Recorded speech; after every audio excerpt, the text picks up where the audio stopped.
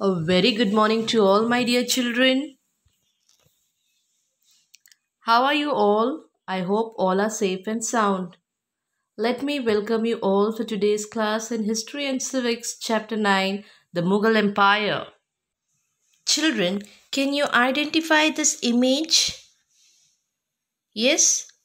Do you know who is this? Yes, this is the King Babur. Okay, the first picture you can see the young Babur and the second picture is the adult Babur. Okay, now why I am speaking about Babur? Yes, Babur was the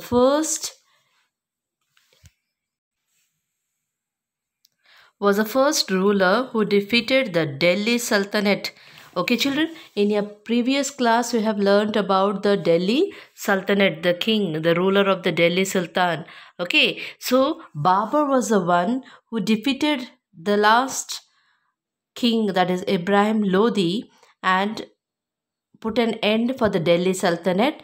And from there, the Mughal Empire took place, or their kingdom taken charge. Yes or no? So Babur was the first invader who defeated Ibrahim Lodi and planted the seed for the Mughal Empire. Alright, children. Now, Babur was invited by Daulat Khan Lodi, a rebel of the Lodi dynasty. Okay, now in 1524 to invade North India and fight the dynasty and their enemies in the Rajputana. Okay, so Rajputana was ruled by a Hindu Rajput. All right, confidentially led by Mewar King Rana Sanga. Okay, so it was in 1526 Babur won the Battle of Panipat against Ibrahim Lodi, the Lodi king. Okay, so Babur defeated Ibrahim Lodi in the Battle of Panipat, children. Understood? And from there, the Delhi Sultanate came to an end, and the Mughal dynasty taken the charge, and they started ruling the country. All right, children. Children, in your previous class, that is the Delhi Sultanate, you saw the different dynasty that the Sultanate they ruled. Okay, the first was the slave dynasty. Okay, then we have the Khilji dynasty, then we had a Tughlaq dynasty, then we had a Sayyid dynasty, and at the last we had the Lodi dynasty. Okay, so this Lodi dynasty was ruled by Ibrahim Lodi, who was defeated by Babur in the Battle of Panipat, and he took over the king empire. Okay. Well, Zakir Uddin Muhammad, okay, was the full name of Babur. Babur was also, his full name was Zakir Uddin Muhammad, okay, who was born in Farana in Deccan in 1483 CE. All right. So, this great empire, Babur, was born in Farana in Deccan in 1483 CE. All right. And his full name was Zakir Uddin Muhammad. Okay, now let us see Babur's ancestors. Ancestors means no, forefathers, both from mother sides and father side. Okay, let's see. Now, first I will let you know what you mean by descendant. Okay, descendant is nothing but one originating or coming from an ancestral stock. All right, or source. Yes or no? Now, if you have a brother or sister, no, your mother will be telling, oh, he's like our ancestor father's father, that is your ancestor forefathers, he's like him. So the same thing happened here also. When we were speaking about Babur, we'll see how the ancestor from her father or mother side came and who were the ancestors. Okay, so let's concentrate on that. So here you can see the Babur's ancestor from their mother side, that is Genghis Khan. Okay, you can see the flowchart there. Then you have just below that you have Jagata Khan, the descendant. Okay, Yunus Khan. Then you have Utlan Nigar Khan, and at the end we have Babur. This is from their mother side. All right, you can see the image over there. And then the next is the father ancestor side, that is Timur, the descendant of Timur. Then just below Timur you have Miranshah Mirza. Then just below that you have Sultan Muhammad Mirza. Just below that you have Sultan Abu Sayyid Mirza.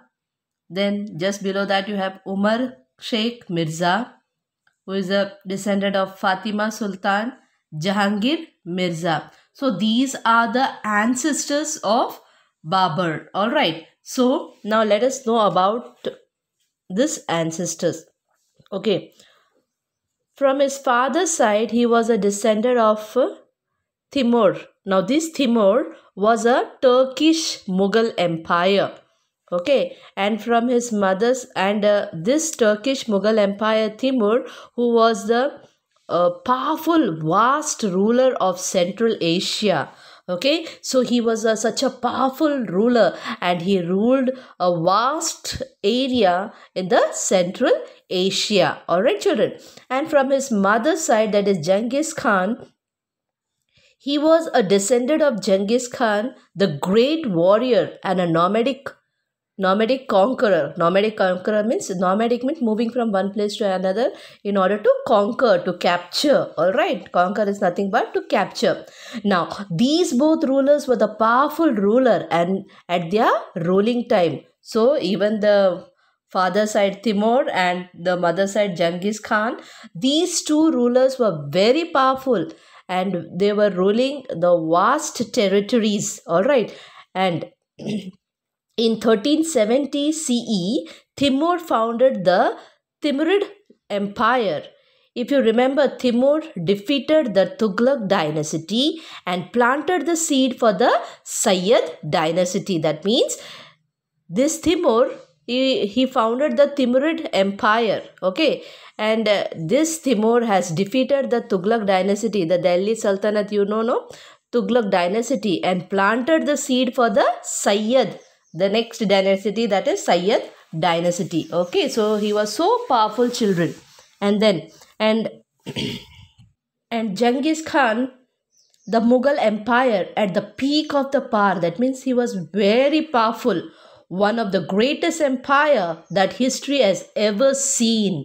Okay, so Genghis Khan was a Mughal empire, Mongolian empire. Okay, that is why they got the name Mughal empire. So this Genghis Khan is a Mongol empire. All right, and he was very powerful, and they were ruling the vast territories, vast areas, and he was one of the greatest empire that history has ever seen. All right, to be born out of these two bloodlines. Now that is from the father side and mother side, both the kings were very powerful, and this two bloodlines, conquering and ruling, would have been in Babur's blood. So out of this ancestor blood is in Babur. So conquering and ruling is not a joke. It was very much serious in his blood. All right, so he was also very powerful. Let's see, but how? However, the Mughals didn't like to be associated with the Mongols, that is the Genghis Khan. Okay, because they were considered to be violent and barbaric at that time. All right, so the Mughals was proud of Timurid ancestor, so they followed the Timurid ancestor. However, they didn't follow the Mongols because they considered they were too violent. Okay, very violent and barbaric at that time. So the Mughals, what they did, they were proud of this Timurid, the father's ancestor. Okay, they were proud of this Timurid ancestor, and they followed their what you can say, path. All right, then now the Mughal empire was established by, I told you, no, Zakiruddin Muhammad Babur. All right, then the Mughals are so called because of their Mongol ancestor. I told you, no, their Mongol ancestor from their mother side. Okay, that is Genghis Khan's They followed the Mongol ancestry.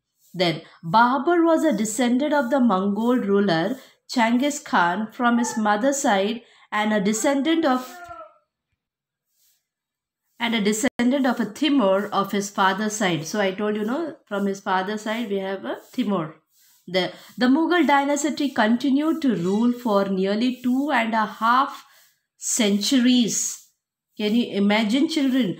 Mughal dynasty, they continued to rule for nearly 2.5 centuries. Only the Mughal, with the only break being the ruler of Sher Shah Suri. Only once the ruler, that is Sher Shah Suri, ruled. Okay. Now, can you see the picture over here? Babar Nama. Okay, Babar Nama is a document where we will be able to know more about Babar. It is an autobiography written in Turkish. Alright, it's a book, or it is a book autobiography written, but the autobiography is about Babar. Okay, when we read this book, we will understand the life history of Babar. Alright. Babur was just 12 years old when he lost his father and stepped into the shoes of his father. Imagine 12 years old and taking the responsibility of a king to be an empire. It's not a small task, okay? Babur had a great ambitions, but he was young and his army was very weak.